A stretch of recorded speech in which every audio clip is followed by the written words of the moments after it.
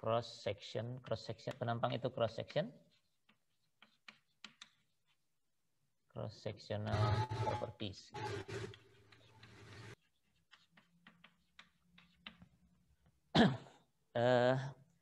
Pengantarnya begini.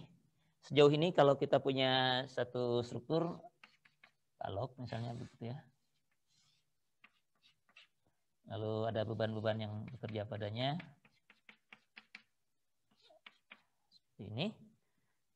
Anda sudah bisa menghitung reaksi yang terjadi serta gaya-gaya yang berada di dalam struktur ini misalnya ya. Di antara A dan B, B sampai C dan seterusnya Anda sudah dapatkan gaya dalam normalnya, geser dan momen lentur ya. Nah, gaya-gaya dalam ini nilainya memang seperti apa yang Anda hitung itu ya. Ya segitu. Tidak tergantung dari apakah balok ini bahannya terbuat dari beton, dari baja, dari kayu, dari plastik dan sebagainya. Kemudian juga tidak tergantung dari apakah balok ini tebal sekali atau lebar atau tinggi atau malah tipis. Jadi ukuran balok tidak menentukan gaya-gaya dalam yang Anda hitung sampai saat ini ya. Namun kekuatan pasti tergantung dari ukuran balok ini ya. Kalau baloknya lebih besar pasti lebih kuat daripada balok yang tipis aja. Ya. Bahan juga akan menentukan mestinya ya. Kalau ini dari kayu mungkin sebelum suatu nilai beban W tertentu atau P tertentu dia akan patah duluan ya. Kalau baja mungkin lebih lama baru rusaknya ya. Jadi tahapan berikutnya kita akan mulai memeriksa kekuatan dari struktur kita. Jadi gaya-gaya dalam ini belum memperlihatkan seberapa mampu strukturnya menerima gaya-gaya dalamnya. Yang jelas gaya-gaya dalamnya sekian. Gitu. Nah di semester depan Anda akan mulai menghitung apakah bangunan ini kuat nggak menerima beban yang bekerja padanya. Nah langkah awal dari perhitungan kekuatan bangunan itu pertama mengenali materialnya. Mungkin di bahan bangunan Anda sudah sedikit mempelajari perilaku material. Paling tidak mungkin baja dan beton ya, tapi yang lain-lain pun perilakunya bisa dipelajari. Itu tentang materialnya. Jadi kita belum bahas bahannya di sini. Yang kita bahas di karakteristik penampang ini sekarang adalah ukuran dari penampang ini. Jadi kalau struktur ini saya potong terus lihat ke sana misalnya. Lihat ke depan ya dari sebelah potongan ini, maka bentuknya bisa segi 4 misalnya ya. Penampang yang terpotong ini. Kalau baja biasanya bisa I begitu ya. Profil I atau kalau ini pipa ya bisa begini gitu ya. Macam-macam lah ya. Itu adalah penampang dari balok ini ya. Ini yang kita namakan penampang ya. Potongan dari struktur dalam arah melintang ya dilihat dari arah sini. Arah tegak lurus dari potongannya begini ya. Seperti itu. Nah, secara umum potongan ini kita gambarkan begini dulu ya. Ini sembarang ya. Jadi ini adalah penampang dari balok ABC ini misalnya. Nah, apa parameter yang kita gunakan untuk menyatakan ukuran dari penampang ini? Saya mau bilang ini itu lebih besar daripada yang lain misalnya, atau lebih kecil dari yang lain, itu apa ukurannya? Apa ukurannya? Ya, karakteristik penampang ini ya soal ukuran itu sebenarnya. Jadi kita mau bilang bahwa yang satu itu lebih dari yang satunya lagi, tapi lebih apanya? Kira-kira apa? Untuk penampang seperti ini. Ada yang bisa bersuara? Apa ukurannya nih? Bahwa yang ini lebih besar dibanding yang satunya. Atau lebih kecil daripada yang satunya. Ya, kalau mau bilang lebih besar atau lebih kecil, kita harus mendapatkan suatu angka yang merepresentasikan penampang ini mestinya. Apanya? Luas. Luas, ya. Yang paling sederhana, luas.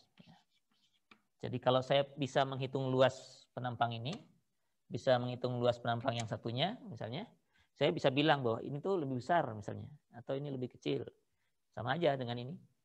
Ini kalau saya hitung dengan luas penampang profil I ini, terus saya bandingkan, saya bisa bilang bahwa yang satu itu lebih besar atau lebih kecil daripada yang lain, sehingga nanti kekuatannya bisa saya hitung, yang lebih besar itu mestinya lebih kuat, ya.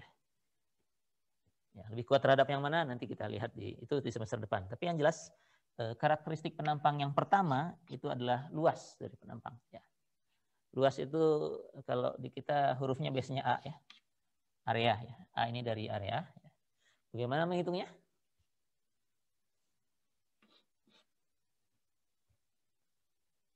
Kalau yang ini gampang ya. Kalau lebarnya B, tingginya H, luasnya B kali H.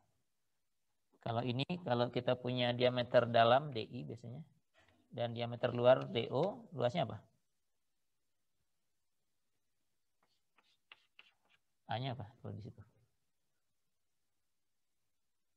Pi. Luas pipa apa?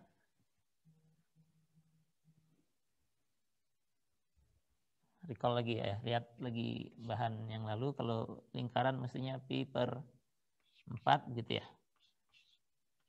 Outer diameter, diameter luar kuadrat dikurangi diameter dalam kuadrat gitu ya. Kalau I begini, ya Anda harus jumlahkan mungkin ya. Luas bagian yang atas ditambah luas yang tegak begini ditambah luas bagian yang bawah.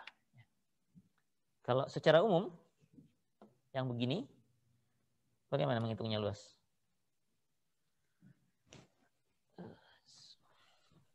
Pakai integral, Pak. Pakai integral. Integral apa?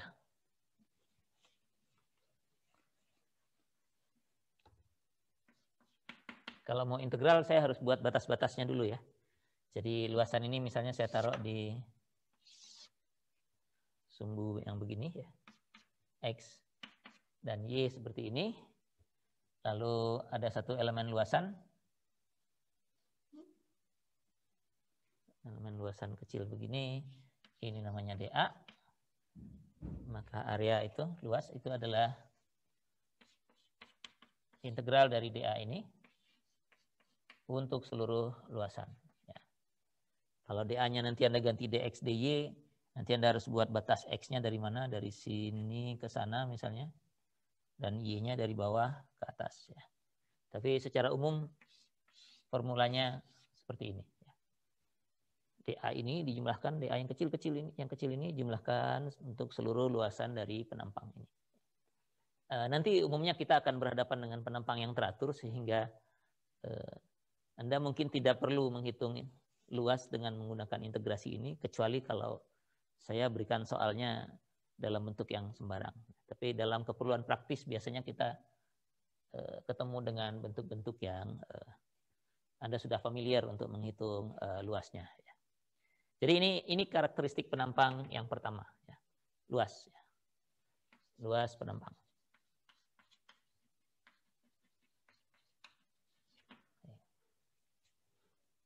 Nah, berikutnya, yang ini mungkin saya nggak perlu panjang lebar ya tentang luas ya. Mestinya Anda semua sudah kenal. Ya. Nah, yang berikutnya yang perlu saya perkenalkan sekarang, ini harusnya juga sudah pernah kenal mungkin di kelas-kelas lain, di kuliah lain, tapi mungkin namanya berbeda atau bagaimana, jadi saya harus ulangi lagi. Karakteristik berikutnya itu adalah yang namanya momen pertama ya, dari penampang. Jadi momen pertama dari penampang ini. Nah, definisinya momen pertama itu adalah luasan ini, DA ini, dikalikan jaraknya ke sumbu yang dicari. Jadi ini momen pertama ini harus diambil terhadap suatu sumbu tertentu. Ya.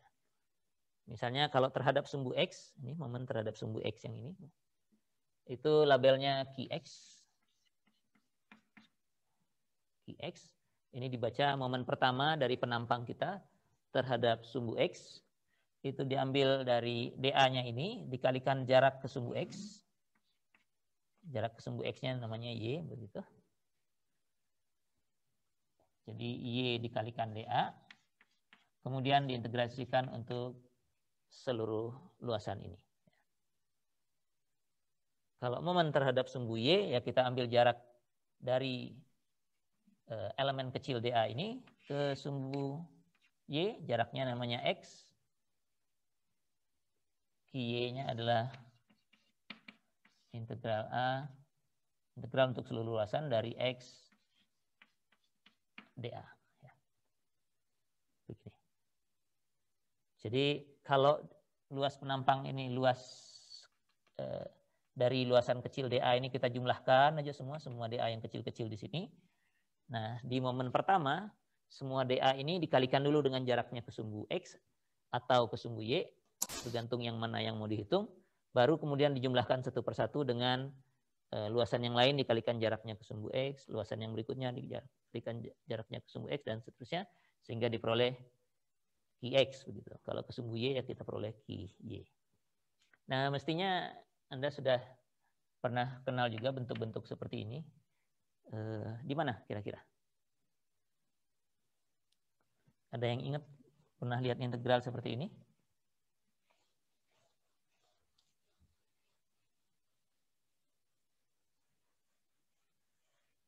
Ada yang ingat gak?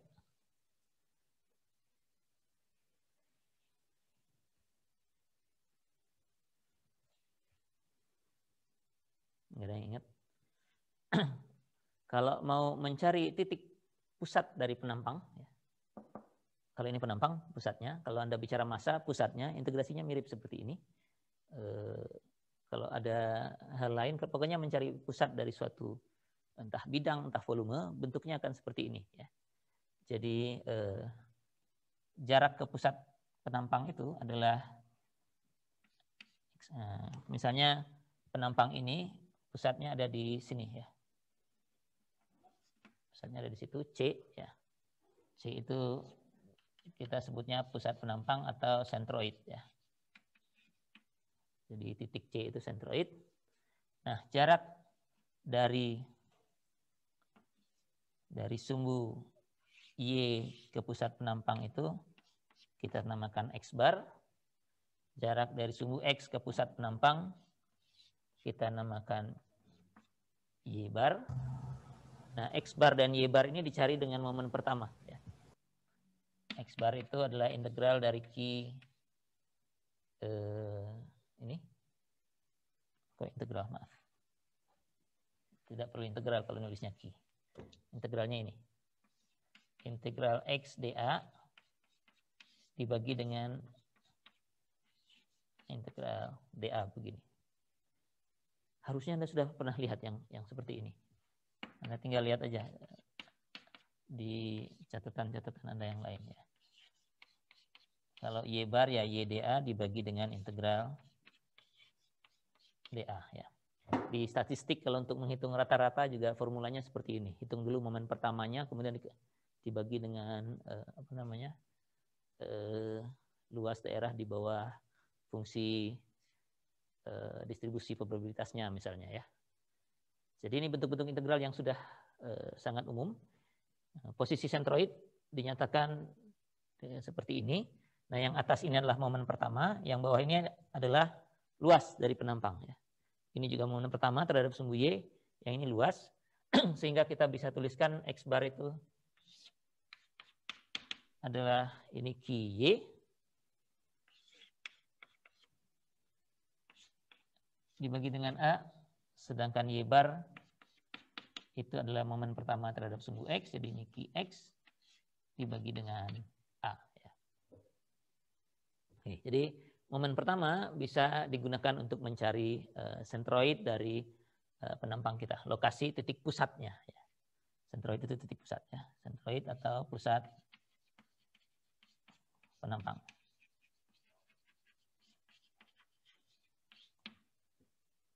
Apa perlunya penampang ini? Apa perlunya titik pusat penampang ini? Sejauh ini kita belum memakainya, tapi nanti di semester depan kalau sudah mulai menghitung kekuatan, kita perlu menentukan pusat dari penampang karena gaya-gaya dalam sudah hapus ya. Jadi kalau ada satu struktur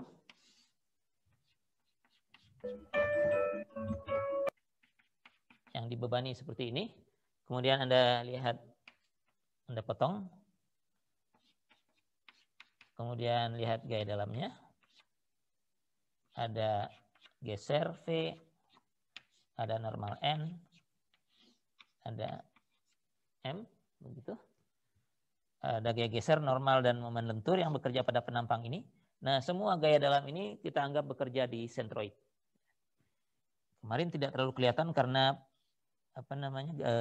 elemennya hanya berupa garis, sehingga seluruh luasan ini jadi satu titik aja. Jadi nggak terlalu masalah di mana posisinya waktu menggambarkan kemarin. Nah, sekarang kalau penampangnya sudah ada bentuknya seperti ini, gaya-gaya dalam ini bekerjanya di sentroid dari penampang. Sentroid dari penampang. Jadi ini properti yang kedua, momen pertama digunakan untuk mencari pusat penampang, atau sebaliknya, kalau kita sudah tahu penampangnya sehingga pusatnya sudah diketahui, segi 4 pusat penampangnya ada di mana? Kalau yang ini Anda harusnya nggak usah pakai ngitung kan? Ini pusat penampangnya ada di mana? Di setengah B sama setengah H-nya. Di setengah B ke sini, setengah H ke atas, di sini, di tengah-tengah situ gitu ya. Kalau segitiga, lebarnya sepertiga B dari alas, Pak. Sepertiga ke sini, sepertiga dari tinggi ke sana, ada di bawah sinilah gitu ya. Sepertiga B dan sepertiga H tingginya. Ya. Jadi untuk penampang-penampang yang umum kita sudah tahu posisi sentroidnya. Jadi formula ini bisa dibalik ya. X bar dan Y barnya kita sudah tahu karena penampangnya bentuknya sederhana atau reguler. Maka momen pertamanya bisa kita hitung dari nilai itu. Ya. Jadi Qx-nya adalah Qx mana ini? A dikalikan Y bar. Dan momen pertama terhadap sumbu Y-nya itu adalah A dikalikan X bar. Ya. Oke, jadi momen pertama bisa dihitung menggunakan ini. Integrasi secara umum. Atau kalau sudah tahu posisi sentroidnya, pakai ini aja. Ya. Oke. Nah, momen pertama ini nanti di semester depan akan digunakan kalau kita menghitung kekuatan terhadap gaya geser ini. Oh ya, yang luas penampang, itu tadi sebelum saya sampaikan mungkin. Kalau luas penampang itu menentukan kekuatan terhadap gaya normal N. Jadi penampang yang luasnya lebih besar itu mampu menerima gaya dalam N yang lebih besar ya. Sedangkan V itu nanti ke sini perginya. Kekuatannya salah satunya ditentukan oleh momen pertama ini.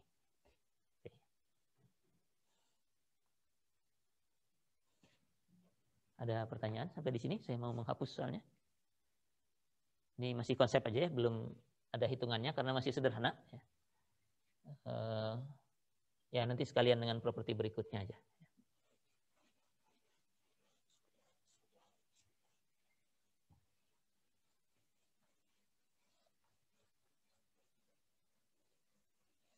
Oh, sebelum dihapus total, satu hal, integrasi dalam menghitung luas ini, luas, dan menghitung momen pertama ini bisa kita bagi-bagi ya.